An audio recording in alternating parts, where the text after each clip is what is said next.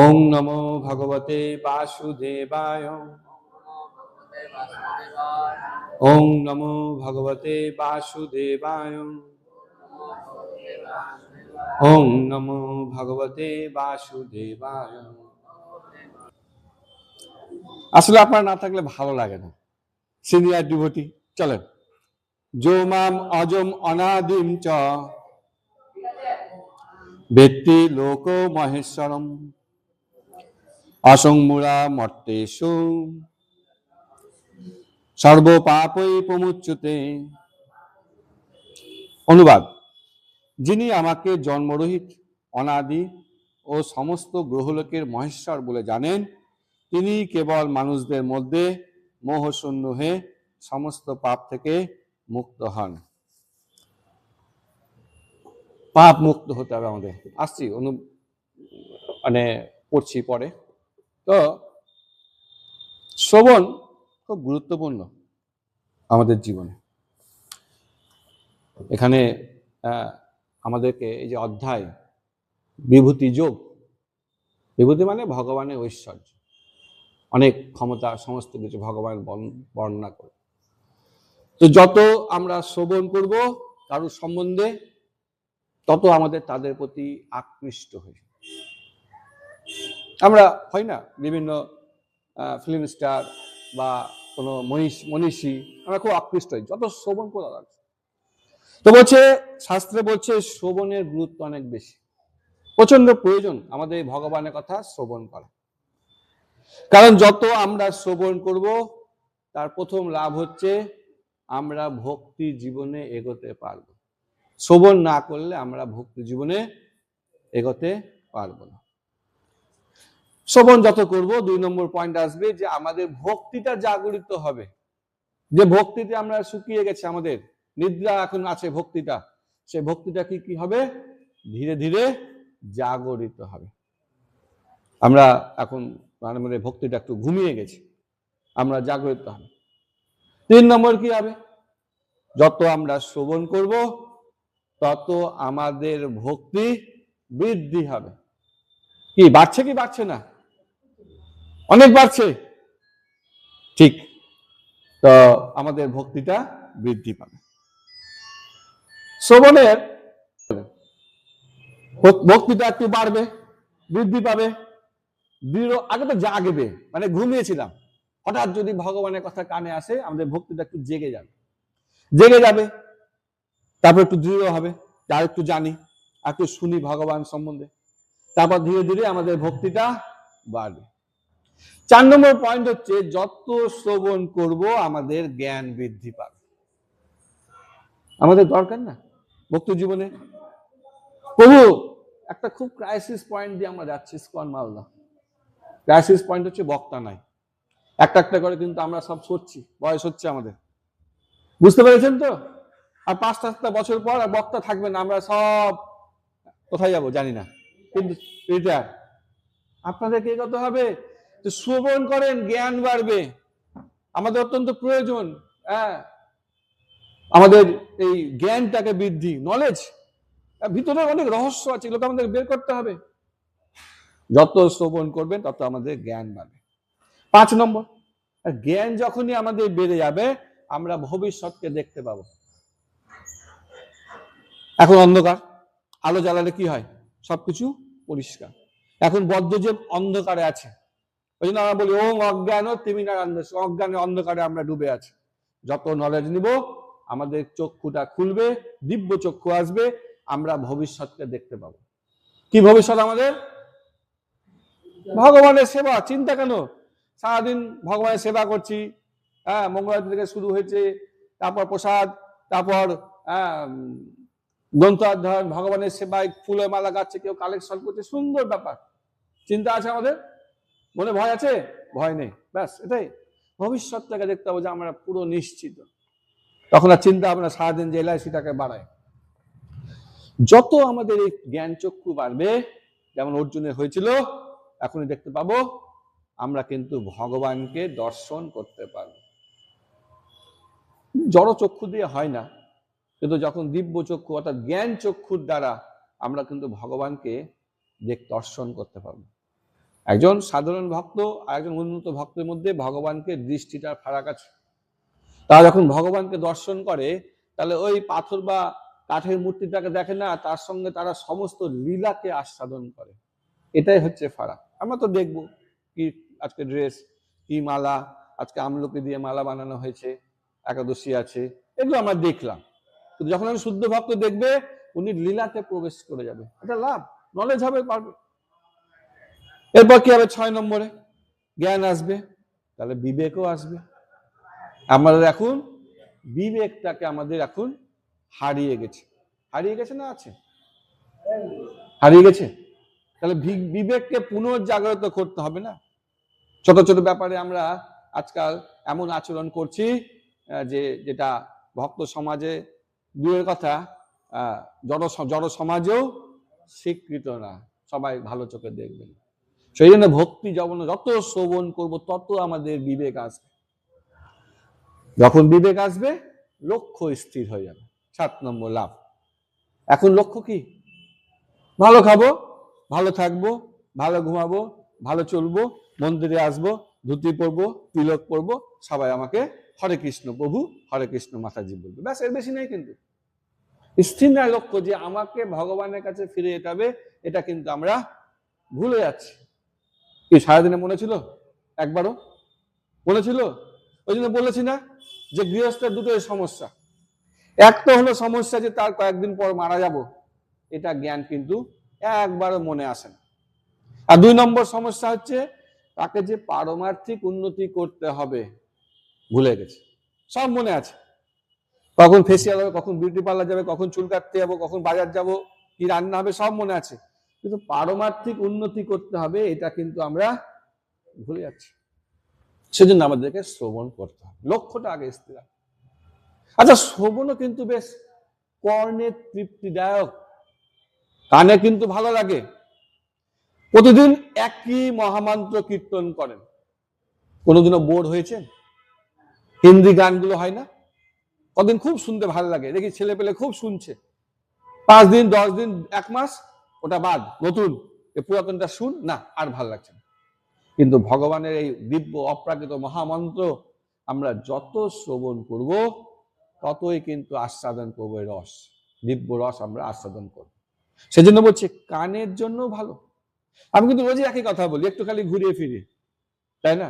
আমি 7 দিনই 7 জন কেউ এসে বক্তা বলে, কিন্তু তবুও আমাদের যেন প্রতিদিন ভালো লাগে শুনতে, কানের তৃপ্তি দেয়। আবার 8 নম্বরে বলছে কানের খালি তৃপ্তি হলে হবে, মনটাকে তো তৃপ্তি করতে হবে। মনের তৃপ্তি হচ্ছে শুনতে ভালো লাগে ভগবানের কথা, সবার কথা শুনতে ভালো লাগে, কারণ মনকে আনন্দ পাওয়া যায়। একটা সিরিয়াল রাত্রেবেলা দেখবেন, সকালে আবার বসে যাবেন ওটাই দেখতে, ওই এপিসোডটা ভালো লাগবে মাতাজি, দুপুরবেলা আরেকবার দেখি, ভালো লাগবে? ভালো লাগবে না। এই ক্লাসটা এখন শুনলেন, কালকে যদি আবার এসে এই ক্লাসটায় দিই তবুও আপনাদের ভালো লাগবে। এই হচ্ছে লাভ, মনটা ভালো লাগবে, এটা 9 নম্বর লাভ হয়ে যাচ্ছে। আমরা কারণ হচ্ছে আমরা সবসময় যত শ্রবণ করব তত আমরা আনন্দ পাব। তার মানে আমরা চিন্ময় আনন্দে আছি। যখনই আমরা চিন্ময় আনন্দে মত্ত হয়ে থাকব, আমাদের কি কমে যাবে? জড় আসক্তি। আর ছোটখাটো ব্যাপারে ইচ্ছা হবে, ওই কি নাই, ওই একটা জিনিস নাই, সব আছে, একটা জিনিস নাই মাতাজি, ওটা নিয়েই আমার মন সবসময় ছটপট ফটপট করছে, তাই না? হয়তো ঘড়িটা নাই, কি হয়তো কিছু একটা নাই, আমার মনটা ওর পিছনেই ছুটছে। যখনই আপনি ভগবানের লীলাতে মগ্ন হবেন, বলছেন জাগতিক ক্লেশকে আপনি ভুলে যাবেন। আপনি যতক্ষণ ভগবানের কথা শ্রবণ করবেন আপনার বাড়ির চিন্তা হবে না। এই হচ্ছে ভগবানের লাভ, ভগবানের কথা শ্রবণের লাভ। বৃন্দাবনবাসী অত অশান্তির মধ্যে সব যখনই ভগবানের কথা শ্রবণ করতেন তাদের সমস্ত দুঃখ দূর হয়ে যেত। এই হচ্ছে লাভ। আনন্দ বাবু জড় আসক্তি কমবে। এরপর যেটা হবে সেটা খুব ভাইটাল। কি হবে না? ভক্তদের প্রতি মৈত্রী স্থাপন হবে, মিল হবে। আমরা শ্রবণ করছি না তাই মিল। কারণ যখনই আমি বসবো, পুরুতম বাবু বসবেন, নবদ্বীপ বাবু বসবেন, যখনই বসবেন 4 জন ওদিকে চলে গেল, 5 জন ওদিকে চলে গেল, 3 জন ছাদে চলে গেল, মৈত্রী কাম করে হবে। আর একসাথে বসি, একটু আলোচনা হোক, তাই তো? দাদা আজকে ভাগ্য ভালো, অনেকজন বসেছেন। তো তো এই হচ্ছে ব্যাপার, আমাদের তো মৈত্রী, নিজেদের মধ্যে মিল হবে, তাই না? কারণ শোনার জন্য যখন নৈমিষারণ্যে যখন এত বড় ভাগবত কথা হচ্ছিল, কত 60,000 মুনি ঋষি চলে এসছেন, সবাই মিলে বসছেন, সবাই 7 দিন ধরে ভগবানের কথা শ্রবণ করছে। 2 বছর পর যখন দেখা হবে তখন কি হবে? প্রভু আমরা একসাথে বসে ভাগবত কথা শ্রবণ করেছিলাম। তো এই হচ্ছে ভগবানের কথা শ্রবণের লাভ, ভক্তদের প্রতি মৈত্রী আসছে। আরেকটা লাভ আছে, ক্লাসের শেষে পাবেন, কি লাভ? শ্রবণে প্রসাদ আছে নাকি? এটা কেন ভুলে যাচ্ছি, যে শ্রবণ করলে আমাদের প্রসাদ আসবে, আমরা প্রসাদ পাবো, সেবা করার সুযোগ, কমসে কম কানের সেবা হচ্ছে, ভগবানের কীর্তন করলেন, জিভার সেবা হলো, তার আগে ভগবানের আরতি করলেন, নৃত্য গীত হলো। তাহলে এভাবে আমরা যত শ্রবণ করব তত আমাদের পারমার্থিক উন্নতি হবে। আরে কমসে কম আগামী দিনে অনেক নাস্তিক পথে ঘাটে ঘুরে বেড়াচ্ছে, তাদেরকে তো আপনি বোঝাতে পারবেন, তাই না প্রভু? আমি যদি কারো হৃদয়ের পরিবর্তন না করলাম তাহলে আমার ভক্ত হয়ে কি লাভ? বিশেষ করে ইসকনের ভক্ত, যেখানে প্রভুপাদ 80টা গ্রন্থ আমাদের জন্য লিখে দিয়ে গেছেন, যেখানে সকাল সন্ধ্যা ভাগবত পাঠ, গীতা পাঠ হচ্ছে, যেখানে অনেক রকম ক্লাস হচ্ছে, সেখানে থেকেও যে আমি যদি কারোর হৃদয়ের পরিবর্তন, কারোর নাস্তিকতা খণ্ডন করতে না পারি, তাহলে আমার জীবনকে বৃথা। এগুলো আমাদেরকে অ্যাচিভমেন্ট করতে হবে, এই জন্য খুব দরকার। প্রভুকে তো বলছি যে ভবিষ্যৎ আমাদের বক্তা কমে যাচ্ছে, আপনারা সবাই এগান, আমরা সর্বতভাবে সাহায্য করব। অন্যান্য প্রসাদ, নৃত্য কীর্ত সবই গুরুত্বপূর্ণ, কিন্তু সেই সঙ্গে ভগবানের কথা আলোচনাও অত্যন্ত গুরুত্বপূর্ণ। কারণ আমাদেরকে ভগবানকে বোঝাতে হবে। এই যে বিভূতি যোগ, ভগবান নিজে বলছেন তার অসীম ঐশ্বর্যের কথা, কারণ যত শ্রবণ করব তত আসক্তি বাড়বে। এখন যদি প্রভু এখানে বসে আছে, এখন যদি জানতে পারি যে প্রভু বড় একজন মিনিস্টার, তাহলে কি হবে? আমাদের আসক্তি বেরিয়ে। তারপর যদি জানি যে প্রভু প্রাইম মিনিস্টার, আমাদের কি হবে? আসক্তি। তো এখানে ধীরে ধীরে বোঝাবে যে কৃষ্ণ নিজের সম্বন্ধে বুঝাচ্ছে যাতে তার প্রতি আমাদের আসক্তিটা বাড়ে। এটা খুব গুরুত্বপূর্ণ, কৃষ্ণের সম্বন্ধে বোঝা। কারণ ভগবান হচ্ছেন কি? সর ঐশ্বর্যপূর্ণ, ঐশ্বর্যস্য সমগ্রস্য বীর্যস্য যশস্য। জ্ঞান ভগবান মধ্যে সবচেয়ে বেশি সুন্দর কে? ভগবান।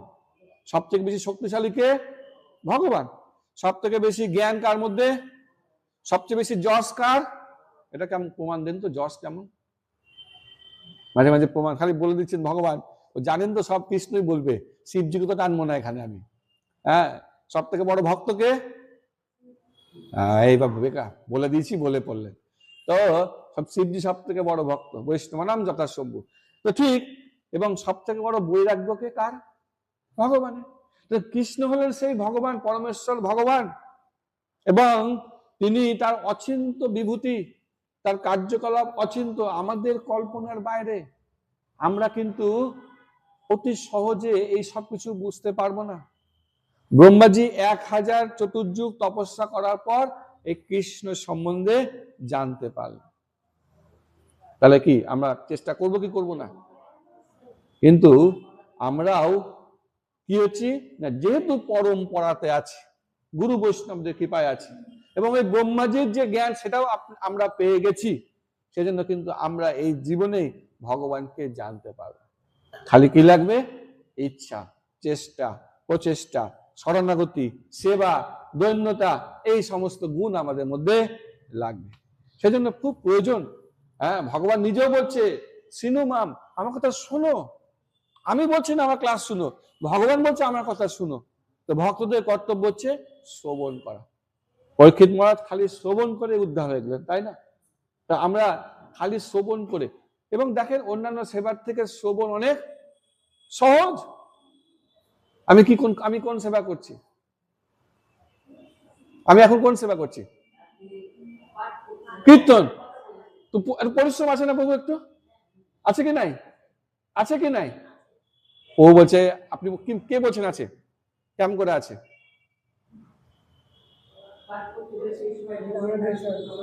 আছে না, ভগবান কৃপা করলে নাই, ভগবান কৃপা করছে, ভগবান বলাচ্ছে, কিন্তু তবুও একটু অধ্যয়ন করতে হয়, একটু জানতে হয়, একটু শ্রবণ করতে হয়, কারণ শ্রবণ না করলে কীর্তন করতে পারবো না। সেজন্য বলছে যে সবাই না এই কৃষ্ণকে উপলব্ধি করতে পারে না, এটাই হলো সব থেকে বড় স্তর। যেমন দেবদেবীরা পারে না ভগবানকে উপলব্ধি করতে। কেন পারে না? তাদের উৎস তো ভগবান, তাহলে ভগবানকে জানবে কি করে? একটা মায়ের সম্বন্ধে মাসি কিন্তু বলতে পারবে না মা ছোটবেলায় কি কি করেছে, কে বলতে পারবে? দিদা বলতে পারবে, কারণ সে দেখেছে। সুতরাং আরে ব্রহ্মাজি কমসে কম নিজের ছোটবেলা থেকে বলতে পারে, দেবদেবীরা নিজের ছোটবেলা থেকে বলতে পারে, তার আগে ভগবান কি করেছে কি করে বলবে? বলতে পারবে? পারবে না। যেমন ঋষিমুনি, এরাও ভগবানের কথা বলতে পারবে না, কারণ এদের সীমিত, এরা জ্ঞান মার্গে থাকে, আর জ্ঞান মার্গে মানে জ্ঞানের মাধ্যমে ভগবানকে বুঝা যায় না, এটা একটা সমস্যা। মুনিরাও কিন্তু ভগবানকে বুঝতে পারে না, কারণ নানা মুনি নানা মত, তারা খালি জল্পনা কল্পনা করে। জানেন তো, একটা মুনির সাথে আরেকটা মুনির মিল নাই। যদি দুটো একই হবে তাহলে মুনি ঋষি হবে না, মুনি হবে না। তো একটা মুনি যদি সত্যি কথা ঠিক কথা বলে, বাকি মুনিরা বাকি সবাই ভুল। সুতরাং মুনির কথাও মানে অনেক সময় বেশিরভাগ সময় ভ্রান্ত হয়ে যাচ্ছে। যদি না মুনি কৃষ্ণ ভাবনাময় কথা বলবে নারদ মুনির মতাও, তাহলে কিন্তু সেটা ভ্রান্ত পথেই চলে যাবে। যেমন যারা জল্পনা কল্পনা করে মনোধর্মী, তারাও কিন্তু ভগবানকে জানতে পারে না। প্রতিবেশীর নাম কি করে জানবেন? নতুন প্রতিবেশী এসছে বাড়িতে, কি করে জানবেন? জল্পনা কল্পনা করে হবে? ডিকশনারি খুঁজে হবে? বই পড়ে হবে? কি করে হবে? যাও জিজ্ঞেস করো, বা বাড়িতে একটা নেম প্লেট লিখানো আছে, জিজ্ঞেস করে নাও, পড়ে নাও, ভগবানকে প্রতিবেশীকে জানা হয়ে গেল। ঠিক সেরকম ভগবানকে যদি জানতে চাই, আমাদের কি করতে হবে? শাস্ত্র পড়তে হবে। শাস্ত্র পড়লে আমরা ভগবানকে জানি। অবশ্যই সেই সঙ্গে শরণাগতি দরকার, সেবা দরকার, কৃষ্ণ গুরু বৈষ্ণবদের কৃপা দরকার, সদ্গুরু অবশ্যই লাগবে। এভাবে আমরা জানতে পারব। তো কি জানবো? কৃষ্ণ কোন ঐতিহাসিক পুরুষ না, কৃষ্ণ হলেন পরমেশ্বর ভগবান। সেই জন্য কৃষ্ণ এই শ্লোকে বলছে যে আমি হচ্ছি অজ। অজ, অজ মানে জন্মরহিত, যার কোনো আমার জন্ম হয়নি, আর আমরা ঢাক ঢোল পিটিয়ে জন্মাষ্টমী পালন করছি। কেমন হয়ে গেল না গল্পটা? পালন করছেন কি করছেন না? তার মানে জন্ম হয়েছে, আবার বলছে ভগবান বলছে আমি জন্মরহিত, এমন হয়ে গেল না? বুঝতে পারলেন তো? এবার তাহলে কি জন্মাষ্টমী পালন করবেন না কি করবেন? কি বুঝতে পারলাম না? আবির্ভাব তিথি, জন্মাষ্টমী না, আসলে ভগবানের প্রকট হয় অপ্রকট হয়, সূর্যের মতো আবির্ভাব আর অপ্রকট, তিরোভাব না, অপ্রকট। প্রকট আর অপ্রকট ওয়ার্ডটা হবে। একবার এক ভক্তের সঙ্গে আমার ওই ডিবেট হয়ে গেছিল, তারপর আমি প্রভুপাদের সেই ইংরেজি ভার্সনে ভাগবতম বের করলাম, তারপর এটা সমস্যা মিটলো। প্রকট আর অপ্রকট, এই হচ্ছে ভগবান। ভগবান আসেন, আবার লীলা সমাপ্ত হয়, তিনি তার ধামে চলে যান। এই হলো জন্মরহিত। ভগবান যখন আসলেন এই যুগে, কার হৃদয়ে আসলেন? বসুদেবের হৃদয়ে আসলেন। ভগবান শুদ্ধ ভক্তের হৃদয়ে আসে। সেই বসুদেবের হৃদয় থেকে কোথায় চলে গেলেন? দেবকীর হৃদয়ে। সেখান থেকে ভগবান কি হয় বেরালেন? চতুর্ভুজ নারায়ণ রূপে। এই সবই তো পড়েছেন।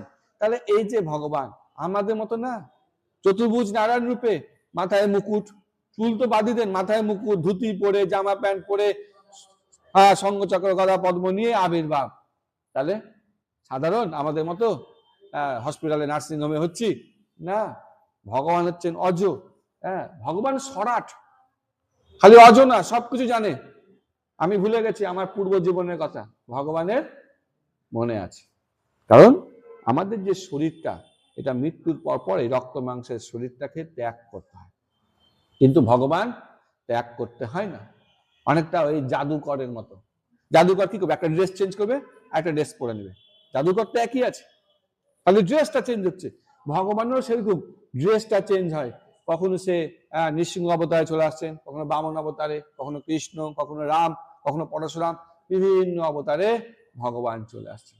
সেজন্য কখনো পরিবর্তন হয় না। হ্যাঁ, ভগবান সবকিছু জানে, অভিজ্ঞ, কবি স্বাধীন।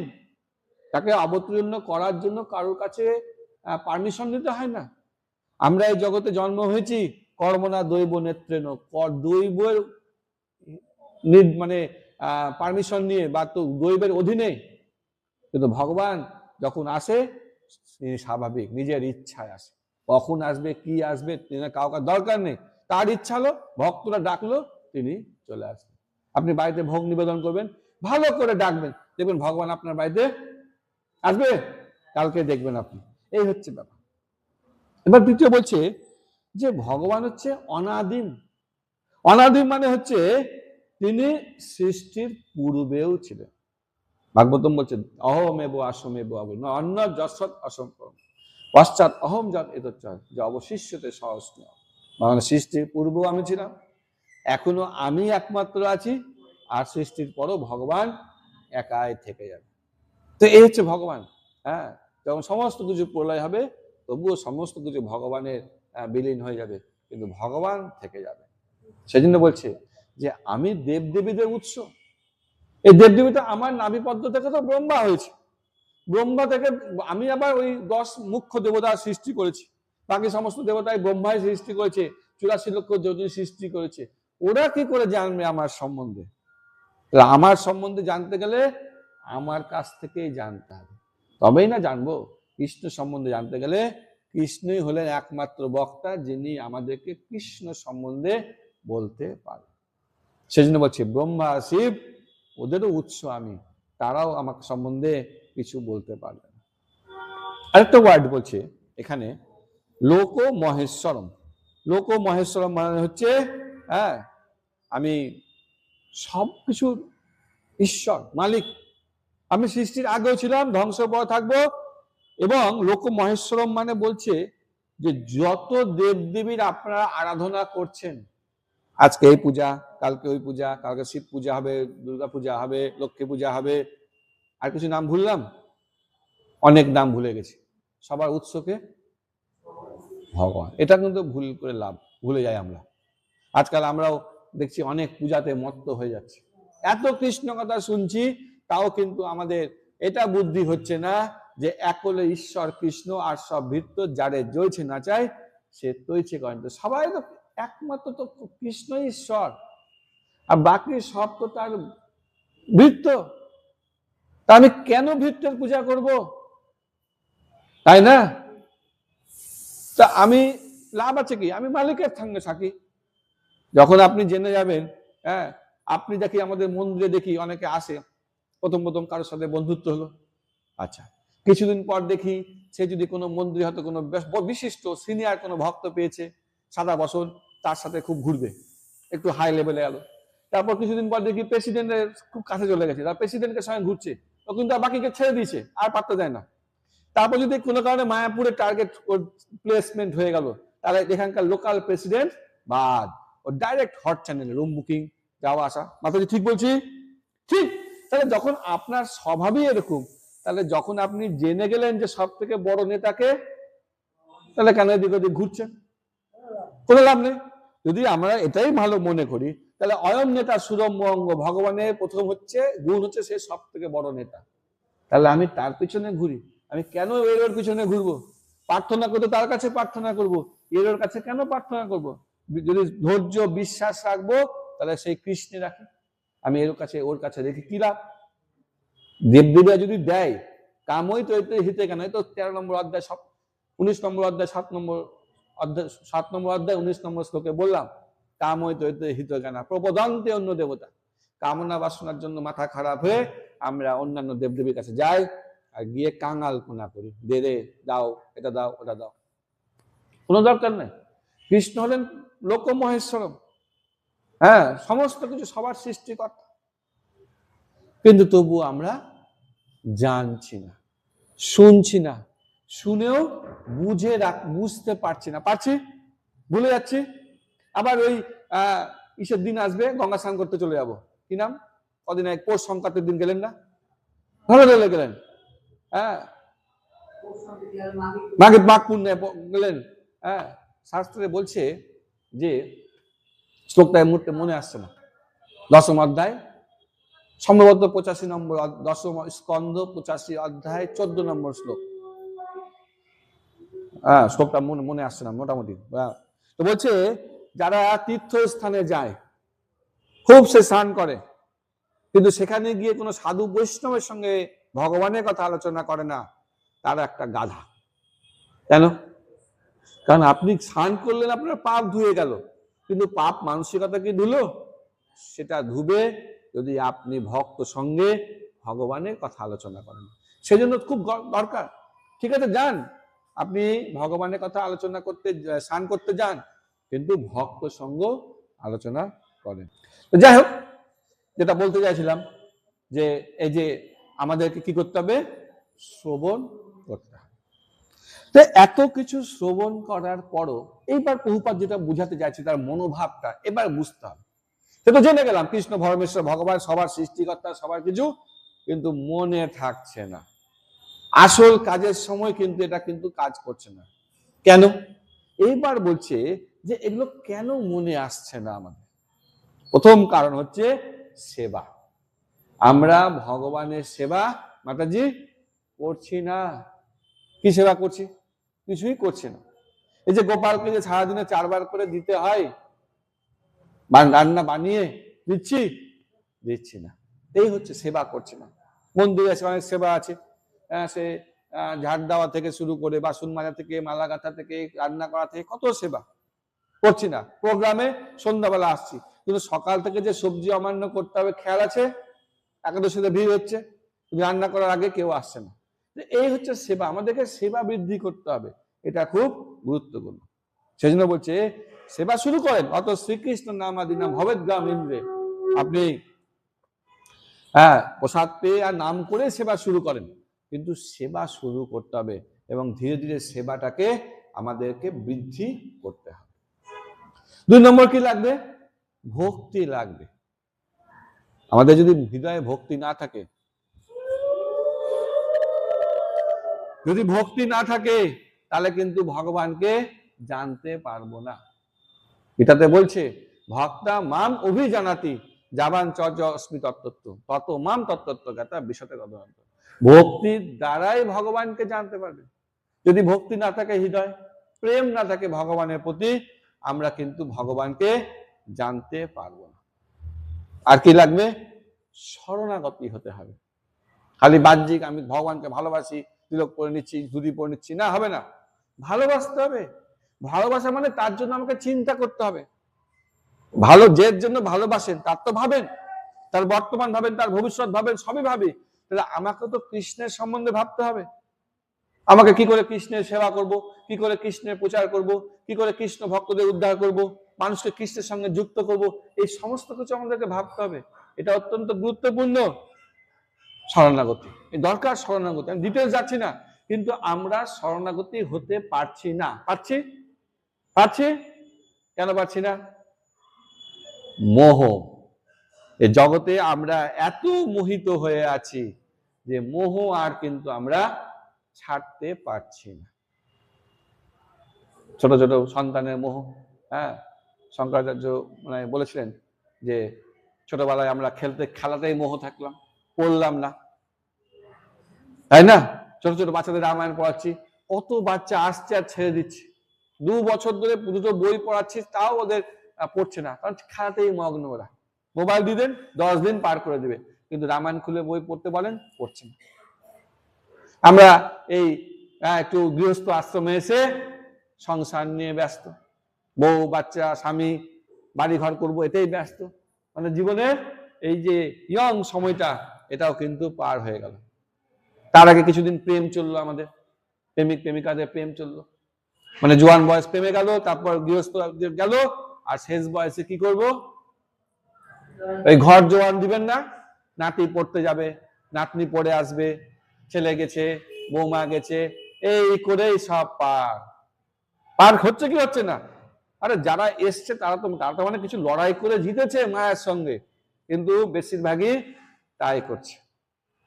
এক প্রভুকে বললাম যে আপনি চলে যান, আপনার খাওয়া দাওয়া রান্নার ব্যবস্থা করে দিচ্ছি, তাও সে মায়াতে যেতে পারছে না। হ্যাঁ, সব ব্যবস্থা করেছে, এই যে মায়া, মায়া আমরা ছাড়তে পারছি না। সেজন্য বলছে মনুষ্যা নাম সহস্রেষু, প্রভুপাদ উল্লেখ করছে কশ্চিৎ যততে সিদ্ধ হয়ে, হাজার হাজার মানুষের মধ্যে কোনো একজন ভগবানকে জানতে পারে, মানে জানতে চেষ্টা করে। মেপে নেন মিলছে কিনা ভগবানের কথা। গোটা মালদাতে 4 লক্ষ লোক, আর আজকে কতজন এসছি? এই 20-25 জন। তাহলে ওই হাজার হাজারের মধ্যে একজন, তাই তো ভাগে তো তাই পড়লো, আজকে ভগবানকে জানতে পারছে। আবার মনুষ্য নাম সহস্রেষু কশ্চিৎ যততে সিদ্ধে যততামপি সিদ্ধা নাম কশ্চিৎ মাম ব্যক্তি তত্ত্বত। আচ্ছা, সবাই তো এসছি, একটা অনুষ্ঠান করব, 600-700 ভক্ত হবে, 1000 ভক্ত হবে, তার মধ্যে গীতা কজন পড়ে? ওই 1-1 2 এটাও তো ভগবান বলছে না, তাদের মধ্যে 1-2 এই গীতা পড়বে। আমি তো বারে বারে বলছি যে ভবিষ্যতের বক্তা কই, কে পড়বে? এত শ্লোক মুখস্থ, এত কিছু জানা, এত অধ্যয়ন, সারাদিন ভাবো, এটা নোট জোগাড় করো, এটা করো, কি দরকার? তার থেকে ভালো আমরা ওই মোবাইলে শুনে নেব, নাকি মাতাজি? এটা ভালো না? মোবাইলে শুনে নিলে ভক্ত হয়ে যাব? হবেন না। মোবাইলে শুনে কেউ ভক্ত হতে পারে না। মোবাইলে কি হবে? জ্ঞান বাড়বে। আমি দেখছি প্রেমানন্দ মহারাজ, শুদ্ধ ভক্ত, উনার প্রচুর ফলোয়ার, লক্ষ লক্ষ কোটি কোটি ভক্ত উনার আছে। হ্যাঁ, সবাই উনাকে টিভিতে সারাদিন উনার কথা দেখে, ছবি টাঙিয়ে দিয়েছে, হৃদয়ে উনাকে ধারণ করেছে। আমার সন্দেহ আছে একজনও মনে হয় উনার কথা শুনে প্রসাদ ভোজি হয়নি। হবে, যে উনার কাছে যাবে, সংস্পর্শ হবে, সেই হবে। একটা উপমা ছিল, যার মায়েরা আছে, আমি বলে উপমাটা দিলাম না। তো এই হচ্ছে ব্যাপার, যে আমাদের কি হলো, যে আমাদের শ্রবণ করতে হবে, তাও আবার সাক্ষাতে, ক্লাসে বসে। অনলাইনে শ্রবণ করলে হবে না। তা উনি তো দেখছেন না যে আপনি কি করছেন, মন্দিরে আসছেন, একটা প্রিপারেশন নিয়ে আসছেন, সাক্ষাৎ কথা হচ্ছে। একজন বক্তা মনের ভাব বুঝে নেয়, আর মনের ভাব বুঝে কথা ক্লাস এগাতে থাকে। এই ক্লাসটা কালকে আরেক জায়গায় দিব, আরেক রকম হয়ে যাবে, কারণ সেখানকার ভক্ত দেখে আমি আলাদা ক্লাস দিব, আসবেই না। তো এই হচ্ছে ব্যাপার, যে মনের ভাব বুঝে, তাদের স্থিতি বুঝে, কি দরকার বলা তাদের জন্য, এই হচ্ছে ব্যাপার। এখন যদি সমস্ত বৈষ্ণবদেরকে নিয়ে গুরু মহারাজ এই ক্লাসটা দেন, উনি কি বলবেন যে আমাদেরকে রান্না করতে হবে? বলবেন কি? বলবেন না। উনি কি বলবেন? যাও বুক ডিস্ট্রিবিউশন করো, রোজ মাসে 100টা করে করো। কারণ উনি জানেন যে আমরা এই লেভেল পার করে গেছি। সুতরাং যে ক্লাসটা হয়, সেখানেও কিন্তু সামনের বক্তা, মানে যারা ভক্তরা বসে, তাদের স্থিতির উপর নির্ভর করে ক্লাসটা হয়, তাই না? আপনাদের যদি বলি যান 100 করে বুক ডিস্ট্রিবিউশন করেন, স্পনে ছুটে যাবে। আপনাদের জন্য হলো একটু প্রসাদ ভোজি হন, একটু 16 মালা জপ করেন, একাদশী করেন, এই হচ্ছে নিয়ম। যেমন যেমন লেভেল বাড়বে আমাদের, সেরকম স্থিতিটাও বাড়বে, ক্লাসও বাড়বে। তো যাই হোক, আমরা ছাড়তে পারছি না। সেজন্য বলছি ভগবানকে ছাড়তে গেলে অনর্থ নিবৃত্তি করতে হবে। অনর্থ মানে জীবনে যেটার কোনো মূল্য নাই। আছে? কিসের মূল্য নাই?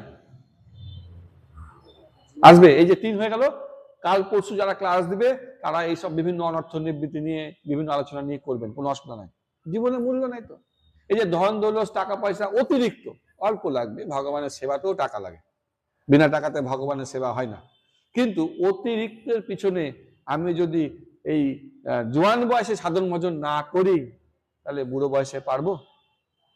তখন বৌমা আমাকে কি খাওয়াবে, কি মেয়ে আমাকে কি খাওয়াবে, সেটা কি সম্ভব?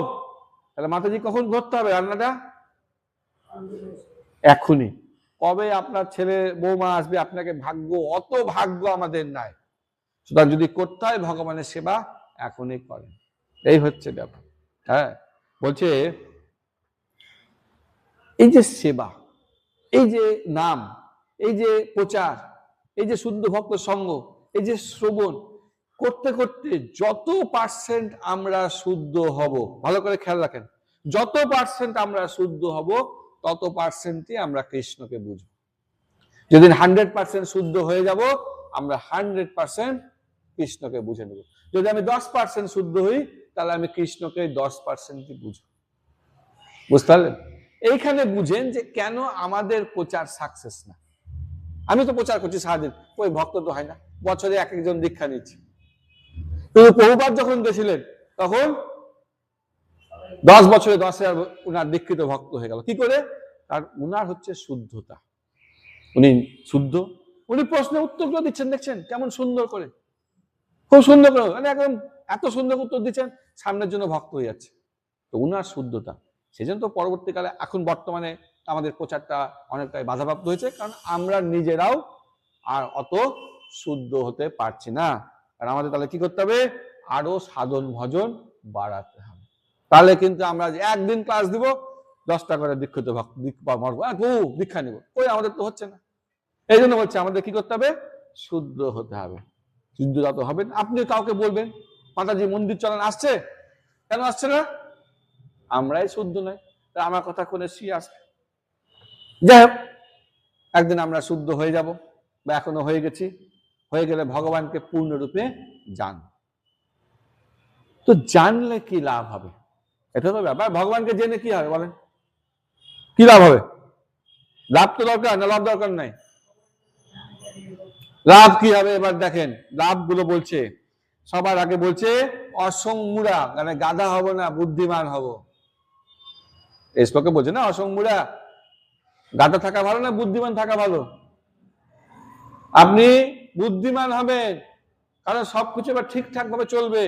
আপনি মায়াতে আসক্ত হবেন না, আপনাকে অবিদ্যা গ্রাস করতে পারবে না, আপনি সুন্দরভাবে জীবনে এগাতে পারবেন। যখনই আপনার ভগবানকে জানবেন, হৃদয়টা আপনার শুদ্ধ হয়ে যাবে। আবার উল্টা দিকে হৃদয় শুদ্ধ হলেই আপনি ভগবানকে জানবেন। যাই হোক, আপনার হৃদয় শুদ্ধ হয়ে গেল। বিদ্যাতে হৃদয় গ্রন্থি ছিদ্যন্তে সর্বসংশয়া ক্ষীয়ন্তে চ অশ্ব কর্মাণি দৃষ্ট আত্মনিশ্বরে। তখন মন্দিরে আসতে হবে না, বাড়িতে সবসময় ভগবানকে দর্শন করব। দুঃখের বিষয়, আমাদের হৃদয়টা পরিষ্কার হয়েছে। কি করে হবে? জপ, ভালো করে জপ করলে আমাদের হৃদয়টা পরিষ্কার হয়ে যাবে। কিন্তু আরেকটা পয়েন্ট যেটা বলেছে এখানে, সেটা শুনলে আপনারা খুব খুশি হবেন। কি? পাপ থেকে মুক্তি। এটা ভালো না? এটা তো দরকার ছিল না, পাপের যে ফল। তো বলছে সমস্ত রকম পাপ থেকে আমাদের মুক্তি হয়ে যাবে। এই জীবনের, আগের জীবনে, সেই জীবনের কত পাপ আমাদের বোঝা হয়ে আছে। আমরা যে জীবনে কষ্ট পাচ্ছি, কেন পাচ্ছি মাতাজি? আগের জন্মের পাপ। আর এই জীবনেরটা শুরু হয়নি, তাহলে তো আবার ফাঁসবো, আবার সেই কারোর গর্ভে আসতে হবে কর্ণজনিতে, আবার সেই, তার যদি মানুষ হয়তো ভালো, আর কুকুর বিড়াল হলে রাস্তাঘাটে জীবন পার, গাছ হলে তো সেই থেকে যাব 100, 200, 500 বছর ধরে। তাহলে ভালো হয় না যে ভগবানকে জানি আর সমস্ত পাপ থেকে মুক্ত হই। এমনি তো ভগবান বলছে সর্বধর্মান পরিত্যাজ্য মাম একম একম একম একম একম, একাই, কিন্তু ওই অন্য না, 2-3টা সঙ্গে রাখলে হবে না। আজকে কৃষ্ণ ভক্তি, কালকে শিব ভক্তি, তারপর শীতলা মা, হবে না। খালি কার ভক্ত হতে হবে? খালি কৃষ্ণের। ব্যাস। আর দুটো যদি রাখলেন, ওই 2 নৌকা পা দিয়ে মুখ থুবড়ে পড়বে জলে। সেই জন্য আমাদেরকে একটাই রাখতে, মাম একম শরণং ব্রজ। ব্যাস, বাকি কাজ ভগবান করবে। অহংকাম সর্ব পাপেভ্য, আমি তোমার সব পাপকে হরণ করবো। ব্যাস, এটা সিম্পল। ভগবান তো নিজেই বলছে যে অপ্রাপ্য পাপম ফলম কুটং বীজং ফল উন্মুখম ক্রমণেব পরিলিত বিষ্ণু ভক্তি রাতাত্মনাম। বিষ্ণুর ভক্তি করলে, বিষ্ণুর যদি ভক্তি করি, কৃষ্ণের যদি ভক্তি করি, আমাদের সমস্ত পাপের উপর বড়লিনের প্রলেপ পড়ে যাবে, আমরা সব পরিষ্কার হয়ে যাবে। যখন আপনি অসংমূঢ়া, যখন আপনার জ্ঞান চলে আসলো, এবার আপনার কিন্তু এক্স-রে ভিশন হয়ে যাবে। এক্স-রে ভিশন মানে বুঝতে পারলেন? সব পরিষ্কার দেখতে পাবেন। এক্স-রেতে কি হয়? আমার কোথায় হাড্ডি ভাঙা আছে, কোথায় মোচ খেয়েছি, সব আমরা দেখতে পাই না? ঠিক সেরকম যখনই আমার হৃদয়টা শুদ্ধ হয়ে যাবে, আমি সব দেখব। ফার্স্টে কি দেখব? এই জগৎটা কেমন? হ্যাঁ, এই জগৎটা হচ্ছে সুন্দর না অভদ্র, খারাপ, ভদ্রলোকের থাকার জায়গা না। এই জগৎটা কি দুঃখালয়ম অশাশ্বত, মানে জগৎটা ভালো মানুষের থাকার জায়গা না। এখানে আমরা থাকবো কেন? আপনি তো ভাবছেন এখানে বাড়ি ঘর করে আরো থাকি, এই জীবন, পরের জীবন, তারপরের জীবন, বেরাতে হবে না? আজকে আমলকি একাদশী করে আপনি কোথায় যাবেন? কিন্তু তো অনেক নিয়ম আছে। সে আমলকি গাছের তলায় রাত ঘুমাতে হবে, সারাদিনে নির্জলা থাকতে হবে। আমি তো এখনই ফল পাবো, চলে এসছে ক্লাসে বলেছি না, প্রসাদ আসলে আমার ক্লাস শেষ।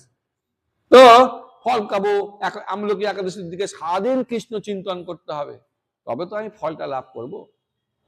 শাস্ত্র তাই বলেছে। যাই হোক, তো কি উপলব্ধি হবে? এই জগৎটা অশুভ, তাই না? এখানে থাকার জায়গা নাই। আর কি করতে হবে? যদি এই জগৎ থেকে বেরাতে হয়, আমাদেরকে সাধু গুরু বৈষ্ণবের সঙ্গ করতে হবে। যত সঙ্গ করবেন তত আমাদের মধ্যে চেতনা হবে। আমরা অশুভ থেকে শুভর দিকে যাব, খারাপ থেকে ভালোর দিকে যাব, জড়জগতের থেকে আধ্যাত্মিক উন্নতির দিকে যাব। মানসিক চিন্তা থেকে জাগতিক চিন্তা করতে, আধ্যাত্মিক চিন্তা করতে পারবো। লাভ না লস? লাভ আমরা করব। খালি যোগীর প্রপাত বলছে ধুতি পরে নিলাম, কি গেরুয়া ড্রেস পরে নিলাম, আর গলায় মালা ঝুলিয়ে নিলাম, আর ভক্ত হয়ে গেলাম। বকাসুর কি করেছিল? একদম যোগীর মতো বসে আছে, কখন কৃষ্ণ আসবে খাপ করে ধরবো, ওই রকম না। আমরা বসে আছি, কখন কোথায় টাকা ইনকাম আছে দেখি তো, ইসকনে কোথায় গেলে আমার আছে। এই হচ্ছে আমাদের অবস্থা। তো এগুলো আমাদেরকে ছাড়তে হবে। ব্যক্তিগত লাভগুলো ছাড়েন, ছাড়লে কি হবে? আমাদের আধ্যাত্মিক প্রগতি হবে। সেই জন্য বলছে যে আমাদের কি করতে হবে? ভগবানের সেবা করতে হবে। কারণ ভগবানের সেবাতে কোনো কর্মফল নেই। আপনি যাই করবেন তার কিন্তু একটা কর্মবন্ধন আছে, কিন্তু ভগবানের সেবা করবেন, আপনাকে আর এই জগতে আসতে হবে না। আপনি জড় গুণ থেকে দিব্য গুণ সম্পন্ন হবেন। আপনি অশুভ থেকে শুভর দিকে যাবেন। আপনার মনোভাবে বৈরাগ্য আসবে, এবং এইভাবে কি হবে? অর্থাৎ আমরা ধীরে ধীরে সন্ন্যাসীর স্তরে চলে আসব। শ্রীল প্রভুপাদ এই শ্লোকে লাস্ট বলছে, ভগবানের নির্দেশ অনুসারে যিনি কর্তব্য কর্ম করেন তিনি হচ্ছেন যথার্থ সন্ন্যাসী ও যোগী। সন্ন্যাসী বা যোগীর পোশাক পরলেই যোগী হওয়া যায় না। আপনি যেমনই ড্রেস পরেন, যদি অন্তর আমার পরিষ্কার হয়, ভক্তি থাকে, তাহলে কিন্তু আমরা ভক্ত হব। আমরাই গৃহস্থ থেকেও সন্ন্যাসীর মতো থাকতে পারি। আর না হলে ওই আমাদের ওই পোশাক পিছনে ছুটে লাভ নাই, পোশাকের কি রং ছুটে লাভ নাই। দেখতে হবে আমাদের উদ্দেশ্য কি আছে, আমরা কি করে সেবা করছি, কি করে আরো সেবা বৃদ্ধি পাবো, এই সমস্ত কিছু আমাদেরকে দেখতে হবে। আজকে প্রভুপাদ আমাদের যে এই দশম অধ্যায় 3 নম্বর শ্লোকে মুখ্যত আলোচনা করলাম, এখান থেকে আমরা যেটা দেখতে পেলাম, প্রথম যেটা আলোচনা হলো, আমি বলে দিচ্ছি কারণ আপনারা ভুলে গেছেন। প্রথম আলোচনা হলো যে কৃষ্ণকে জন্মরহিত, কৃষ্ণ হলেন সবার আদি, আর কৃষ্ণ হলেন সবার কন্ট্রোলার। তিনটা হলেন, এটা বুঝবো কেমন করে? কারণ আমরা এখনই পোশাক পাবো, সিঁড়ি থেকে নামবো, সব ভুলে যাব। এটা বুঝতে গেলে সেবা বৃদ্ধি করতে হবে, ভালো জব করতে হবে, শরণাগতি হতে হবে। আর যদি যখন আপনি এগুলো সব বুঝে নেবেন, আপনার হৃদয় শুদ্ধ হবে, আপনি বুঝতে পারবেন জগৎকে, আপনার সমস্ত পাপ থেকে দূর হবে, আপনি একদম সন্ন্যাসী স্তরে চলে আসবেন।